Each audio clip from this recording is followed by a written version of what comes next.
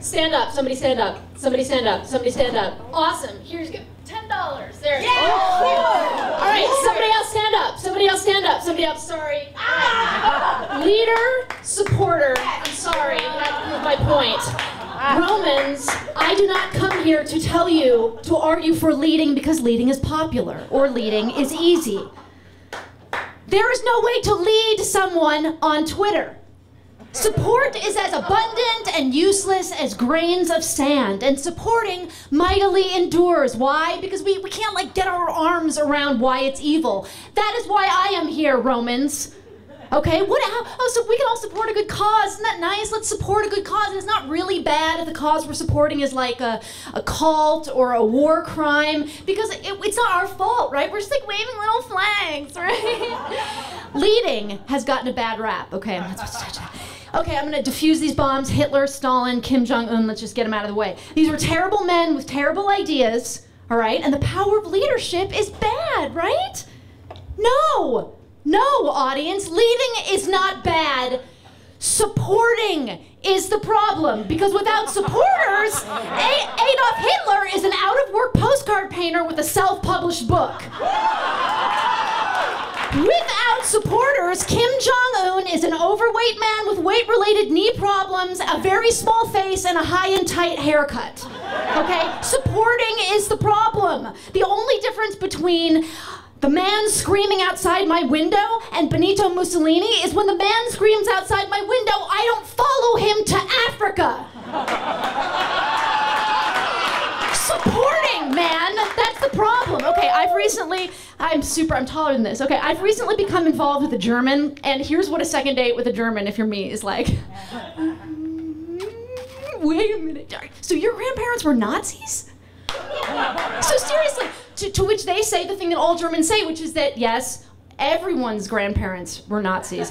To which my gut and your gut say, okay, cool, that's cool that you're saying it like that, but that doesn't actually make it right that like everyone was, and so, okay, to which he said, yes, but Germans are really good supporters. And there's the problem, everyone. It's not that inside every German is a little dictator, it's that inside every German is a little person wanting to wave a fucking flag, man! The only difference between a dictator and not a dictator without supporters, is a man sitting in the back of a convertible going very slowly waving at no one. Okay? All right, guys, being serious. I have one Hollywood claim to fame, since you guys are Hollywood people, okay? My one Hollywood claim to fame is my uncle, Adrian Scott, was a screenwriter, a producer, and one of the Hollywood 10. Oh. Woo! Yeah, fuck yes, okay. And when people talk about the Hollywood blacklist, that horrible black spot on the laser resurfaced face of the entertainment industry, people always talk about the leaders. They talk about Joseph McCarthy. So do I hate Joseph McCarthy for sending Adrian to jail and ruining his life? Yes, a little bit, but you know who I really fucking hate?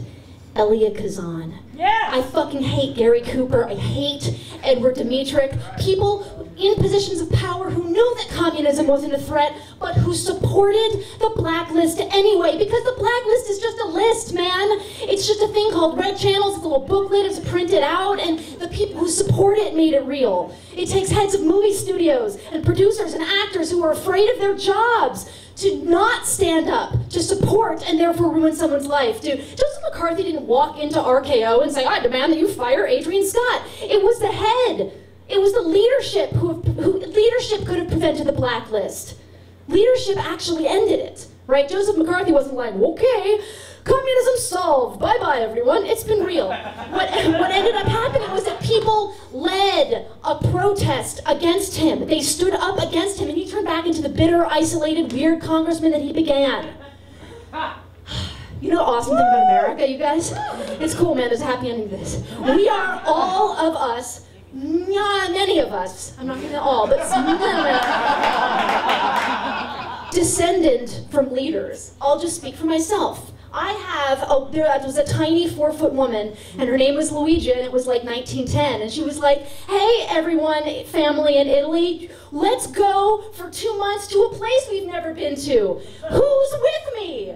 And my family went, fucking no, that sounds terrible. So she looked at she looked at her daughter and said, hey, 11-year-old Amelia's great-grandmother, let's all get on the boat and travel for 2 months to a place that is so expensive and far away, there's no way we can ever come home. Right? And even if your mother snuck under a fucking gate from Juarez to Texas, yeah, you got leadership blood in you. That is leaders. We come from leaders. I don't care if it's legal or not. Yeah. All right. A supporter is like a child.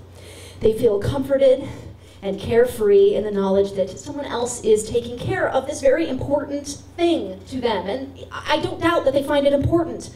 But leaders feel responsibility. If they do not act, or if they don't stand up, the thing they love dies with them. But that's actually how it is for everyone always. We've just forgotten that. See, right, George Bush didn't personally invade Iraq. We invaded Iraq. My tax dollars fucking invaded Iraq. If anyone had stood up, our leadership would have stopped it.